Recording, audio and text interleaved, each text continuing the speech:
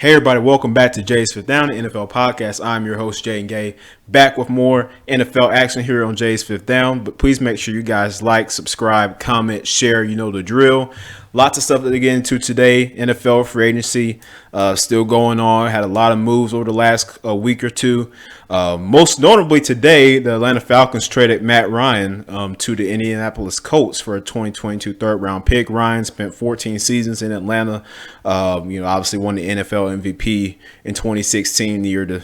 Well, we don't have to mention what happened that year because we all know. But Matt Ryan now goes to Indianapolis to the Colts, trying to help them contend for the playoffs. I won't say Super Bowl because we don't know, but the playoffs, right?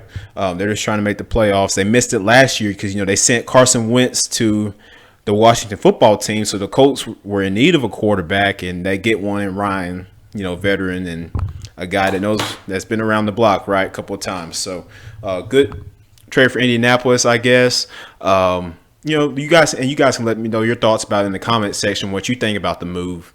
Matt Ryan, obviously the Falcons get a 2022 third-round pick in exchange. They're looking to rebuild completely now. The Falcons are in complete rebuild mode. And the smart approach for them, in my opinion, focus the 2022 draft primarily on defense because that's where your biggest holes are. Maybe draft the receiver in the mid-round as well, and just build your team up through defense through this draft this year, and then next year take a quarterback, whether it be Bryce Young or whoever it might be in the draft in 2023. So that's something to look out for Falcons fans.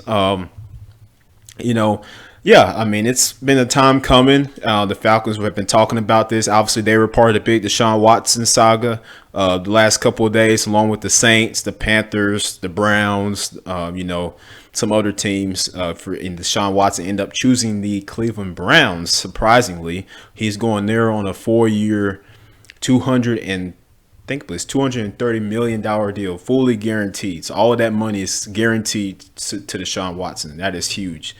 And I think the biggest reason why the other teams weren't able to really get Deshaun Watson, part of it because it was all his choice because he had the no trade clause in his contract. So he could ultimately decide where he wanted to be traded to. And if the teams that were in the mix for him weren't willing to pay the money that he was asking for, I don't think he was going to go there, i.e. the Falcons, the Saints. $230 million guaranteed. I don't think either one of those teams are going to pay that for Deshaun Watson. I mean, he's a great quarterback, don't get me wrong, extremely talented, and he's going to help the Browns a lot, but I don't think any other team was going to pay him that money guaranteed, especially with the Falcons sitting in the cap situation that they're in right now, dealing with Matt Ryan's contract, which they still have to pay him because of the cap hit was so huge on his contract. So they're still owing him $40 million over the next couple of years, just because of that big cap hit from the contract he signed back in 2018. If you're a Falcons fan, you're probably happy right now. So, some of you might be, some of you might not be. You lose your franchise quarterback, and then you get back a 2023 third-round pick in exchange. But you lose your franchise guy. You don't have any receivers. You don't have any offensive line. A good offensive line right now. The defense is still looking atrocious, even though they signed Casey Hayward to a 2-year deal. So it's a good pickup, solid pickup for the secondary to pair back there at A.J. Terrell because the other cornerback spot outside of A.J. Terrell was looking really questionable. So they picked up Casey Hayward. That was a good move for Atlanta. So it'll be interesting to see how they move out throughout 2022, the season and the draft, what they decide to go, what route, if they want to just go complete full rebuild mode, or if they're still, I guess, trying to compete in 2022, which is not likely given the roster situation right now. So it's something to keep an eye on. And obviously, I think before that, the really big news of free agency, the big shocker of NFL free agency in 2022 was Tom Brady coming out of retirement. Well, it wasn't a big shocker, but we thought he might be done, right? 7 rings, been of 10 Super Bowls. just can't get rid of Tom Brady, man. You can't get rid of Tom Brady, so he'll be joining Tampa Bay on a 1-year deal. Exactly the contract details I'm not so sure about specifically, but he'll be coming back to Tampa Bay. So we do know that he'll be back in Tampa Bay. He won't be going to any other teams. A lot of people thought he was going to probably move to a team like San Francisco or maybe. Some were thinking the Titans or the Colts. I don't know. Just another QB needy team. But he decides to go back to Bruce Arians in Tampa Bay, Byron Leftwich, offensive coordinator. And, yeah, he goes back to Tampa Bay and try to lead them to another Super Bowl title at 45 years old. It's insane. I mean, I don't think we've ever seen this kind of longevity in sports. Ever. Besides LeBron James in the NBA, he's 37 years old, so averaging almost 30 points a game. So, those two guys, it really shows you what happens, when you really take care of yourself and your body, and you put a lot of money and time and effort into your taking care of yourself and your health. And you can see what it leads to. Tom Brady has been playing football for over 20 years. That's longer than I've been alive. So it's really crazy to think about it. This man is still playing in 2022. He got drafted in the year 2000, so still that's crazy to think about. So now in Tampa Bay signed Chris Godwin to an extension, so he's coming back. So you get one of your number one receivers back. Mike Evans is still there. They also signed Russell Gage away from the Falcons. So Tampa Bay is trying to, and I heard Brady's still trying to recruit people down there. So they're still trying to build that Super Bowl roster back up and try to go contend for another one.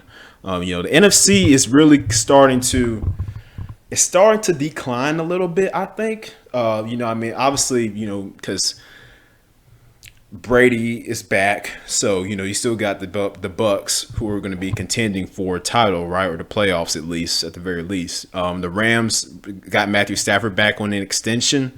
They also traded.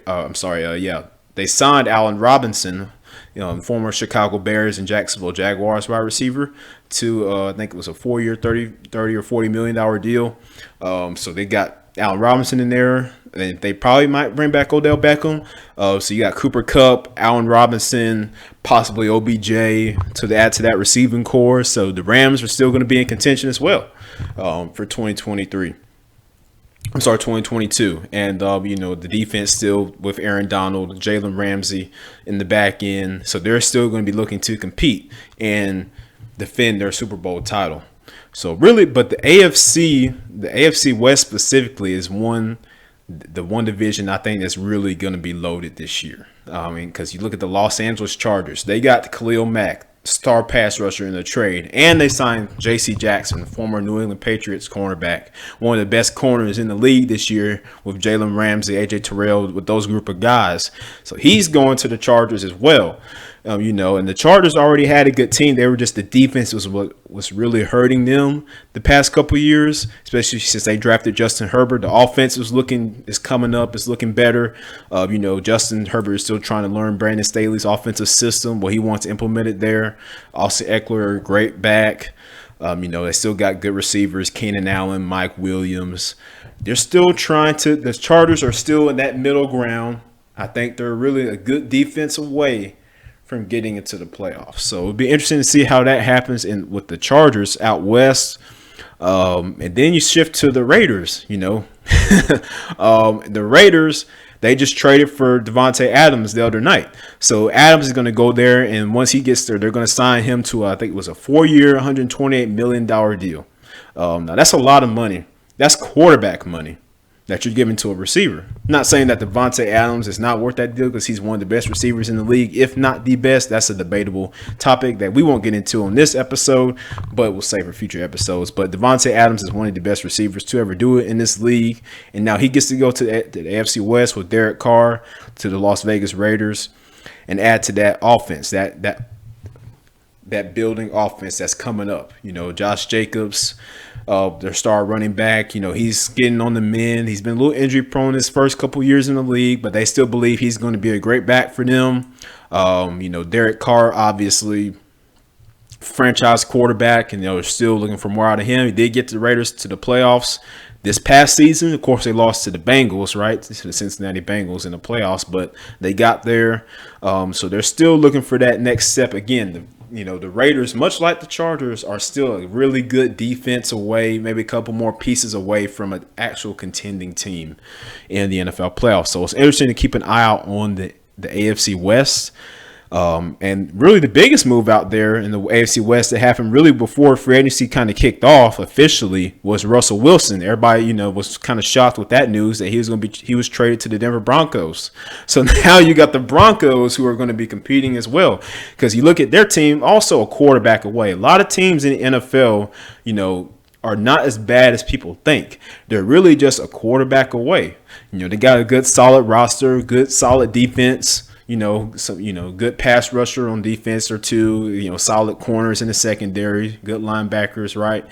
And then, the offense, you got some offensive weapons. You got obviously Jerry Jeudy, former Alabama wide receiver.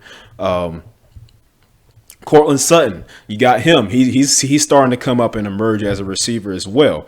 Tim Patrick also. So you really have got these offenses starting to get better and better in the AFC West, and they're trying to really make this the division to beat in the NFL, and I think it is. I think they have completely solidified themselves as the division to beat in the NFL. And of course, we all know the Chiefs still sitting at the top with Patrick Mahomes and all those guys, Tyreek Hill, all those guys, right? So it's really going to be interesting to see how everybody reacts to all these, and adapts to all these different teams, these crazy moves going on in free agency right now. It's really going to be interesting to see how that all unfolds next year. You're seeing a lot of people in a different uniform. Like I mentioned earlier, Matt Ryan is going to be with the Colts next year. Russell Wilson, he's going to be with the Denver Broncos. So Devontae Adams, he's going to be with the Raiders. So it's going to be really different in the NFL next year, and more moves are expected to come. So don't think it's over yet, because it's not over yet. Free agency is really just kicking off. But I want to get you guys' thoughts and opinions on that. How do you think the NFL is going to look next year? The teams, there's some sleeper teams that we're still not talking about. Some teams that you think are going to pop out and really surprise people, or the teams that you already know are going to be good. Will the LA Chargers live up to the hype with all these new additions? Are they going to be competing? Are they going to, try to take the AFC West by storm, right? Are they going to try to take hold of that division? Justin Herbert, the emerging quarterback, Keenan Allen, one of the best receivers also in the league, So Mike Williams, a solid number 2 receiver. So, just interesting things to think about. Now, moving back to the NFC, one of my biggest things on that is Von Miller going to the Buffalo Bills. So, he's going to the Bills, so he's leaving the Rams. That's a good pass rusher that they're losing right there in Von Miller. He's gotten older, but the dude still is good. He's pretty good.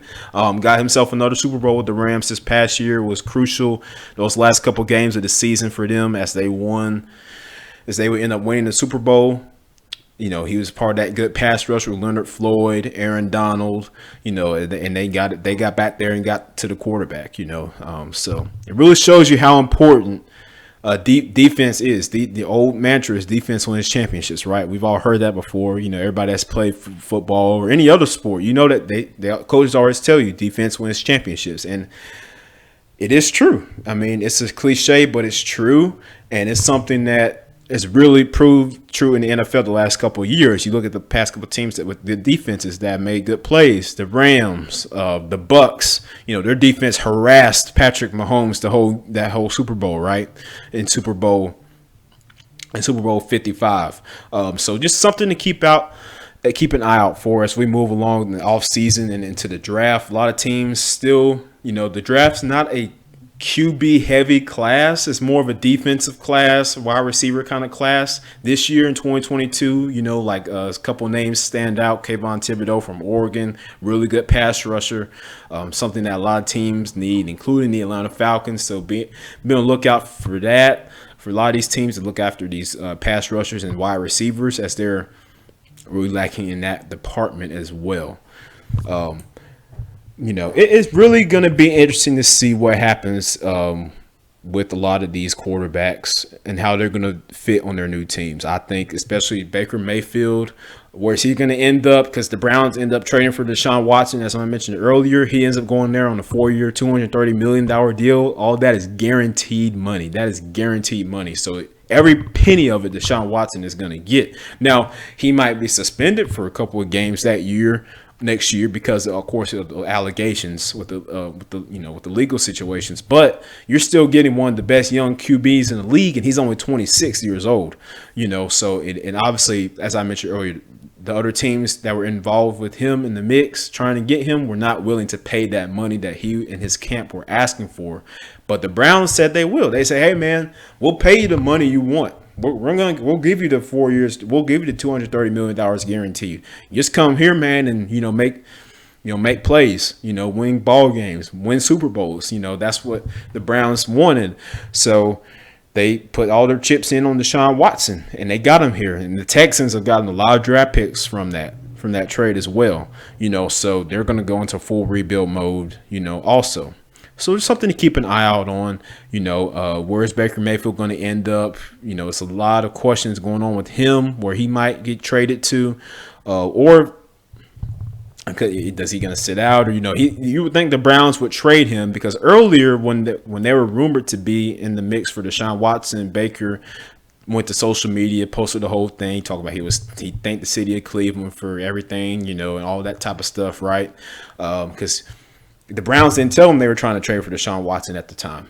They didn't tell him. They just went and did it, they went and put themselves into the mix for him, and ended up getting him, to the shock of everyone in the NFL, including myself. I didn't think he would go to the Browns at all, but that's where he wanted to go. He had the no trade clause, and he decided where he wanted to be, and the Cleveland Browns was where he wanted to be.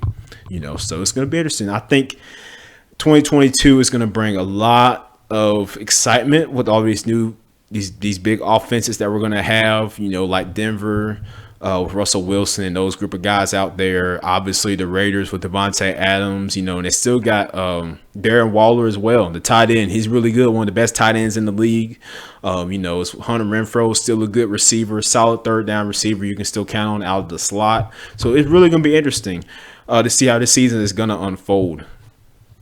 A lot of moving pieces going around, and the big move, Tom Brady unretiring. So let me know what you guys think about that in the comments. Please leave a like, share with your friends, subscribe if you haven't already. Please make sure you subscribe and stay tuned for more NFL content as we move along and throughout the off season. Definitely be posting more content as we get closer to the draft and eventually the training camp and the 2022 season, which will be here before we know it. I mean, it's crazy. It's how fast time flies. Feels like just yesterday, the Bengals and the Rams were playing for a Super Bowl. Bengals were playing for their first Super Bowl win ever, which they didn't get, as they tried to revamp their offensive line, which they were able to do in free agency, and what they're still trying to do. So a lot of moving pieces to keep an eye on. Again, NFL free agency is not done yet. It's still going on. So just expect a lot of moves to continue to happen. A lot of guys to move around and go to these different teams. But thank you guys for watching, tuning in. Please make sure you subscribe. Check us out on Spotify, Apple Podcasts, and wherever you get your favorite podcasts. Thank you for listening. You guys have a good day.